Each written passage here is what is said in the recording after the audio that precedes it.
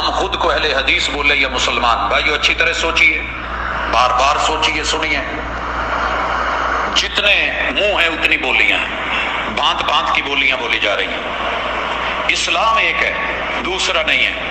آدم سے لے کے محمد رسول صلی اللہ علیہ وسلم تک ماننے والا مسلمان ہے، لیکن مسلمانوں نے اسلام کے نام پہ جو کیا ہے اس سے امتیازی پہچان کے لیے بتانے کے لیے یہ ضروری ہوتا ہے۔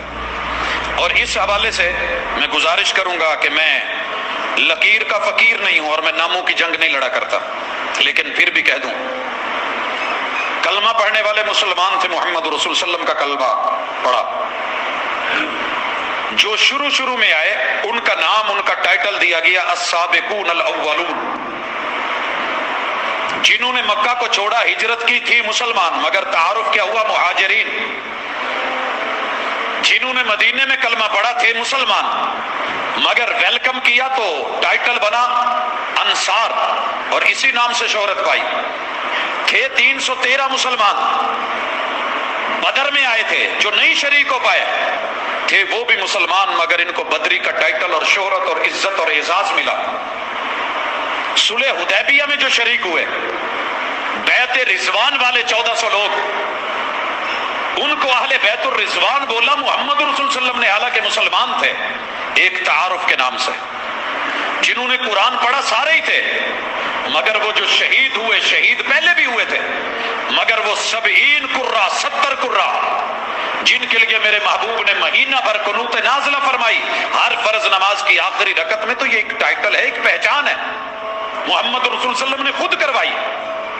اور پھر یاد رہے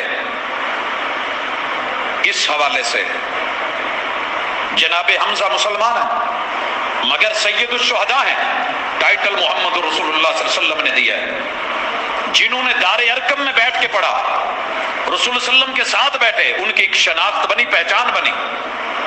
ہم سارے انسان ہیں، مگر آپ سے کوئی پوچھے تو آپ اپنا نام انسان نہیں بتاتے، انسان نہیں بتاتے، ہم سارے اللہ کے بندے ہیں۔ یا ایھا الناس اعبدوا، انسانوں اللہ کے بندے بنو، مگر ہم اپنا نام عبداللہ نہیں بتاتے۔ جو پہچان کے لیے نام کی انفرادیت ہے وہ کہتے ہیں۔ تو مسلمانوں نے جب تلک رسول اللہ صلی اللہ علیہ وسلم کی سنت پر چلتے رہے، لیتے رہے، اپناتے رہے، وحی کے اوپر رہے، بسم اللہ، مسلمان ہی کہلائے، اپنے چھوٹے موٹے ان کے تخلص تھے۔ لیکن جب سبائی آئے، آل سبا آئی، اسی طرح خارجی آئے، مد مقابل میں دیگر گروہ آئے جو حق سے، حق کے نام پہ ہٹ گئے تھے، حق سے معتزلہ آئے، تو امت مسلمہ نے ان کے مد مقابل اپنا نام اہل السنہ والجماعہ رکھا۔ روافض کے مقابلے میں، تشیع کے مقابلے میں، اور جہمیت کے مقابلے میں، اعتزال کے مقابلے میں، سبائیت کے مقابلے میں، یہ خارجیت کے مقابلے میں اہل السنہ کہلائے۔ اب اہل السنہ آگے چل کے کوئی بدعات کا شکار ہو گیا، کوئی خرافات کی طرف چلا گیا، کسی نے من مرضی کی باتیں لی، کسی نے کسی کے اقوال لیے، تو بیچ میں سے کلمہ پڑھنے والوں نے اپنا تعارف کروایا کہ ہم اہل الحدیث ہیں، وہی لیں گے جو وہی کہہ رہی ہے، جو رسول اللہ صلی اللہ علیہ وسلم کہہ رہے ہیں۔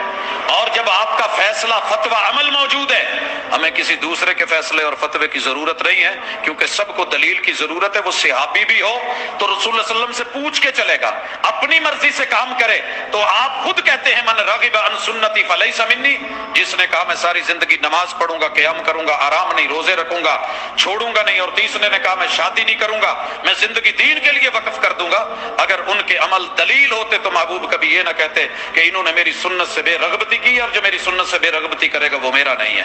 اس لیے یہ تعارف ہے، یہ پہچان ہے کہ ہم وہ لوگ ہیں، جیسے پھل کو لاتے ہو دڑا لگا ہوتا ہے، ان میں سے چن کے ہیں سارے ہی آم۔ کوئی اٹھ کے لڑے مینوں کہے جی اینوں تسی اے سیب نو کالا کلو کیوں کہندے جے، اینوں گاچا کیوں کہندے جے، اینوں گولڈن کیوں کہندے جے، اینوں ہو اینوں ہو، آم کو آپ جو ہے چونسا کیوں کہتے ہیں، اس کو انور لٹور کیوں کہتے ہیں، اس کو آپ مالدہ کیوں بولتے ہیں، اس کو آپ دسہری کیوں بولتے ہیں؟ تو میں کم از کم سوچوں گا تو صحیح یہ بندہ کتوں بولن ڈیا ہے۔ تو میرے بھائی مسلمان ہیں ہم سب، لیکن پہچان ہے کہ ہم ضعیف کو، جھوٹی کو، دو نمبر بات کو، من گھڑت کو، بناوٹی اقوال کو، لوگوں کے افعال اور آراء محمد رسول صلی اللہ علیہ وسلم کی حدیث پہ ترجیح نہیں دیتے ہیں.